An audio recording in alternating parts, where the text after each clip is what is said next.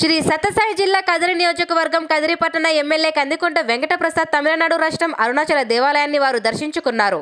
దేవాలయాన్ని దర్శించుకున్న అనంతరం ఎమ్మెల్యేగా గెలిచిన తర్వాత వారు అరుణాచలం గిరి ప్రదర్శన చేశారు. ఈ కార్యక్రమంలో పలువురు టీడీపీ నేతలు పాల్గొన్నారు.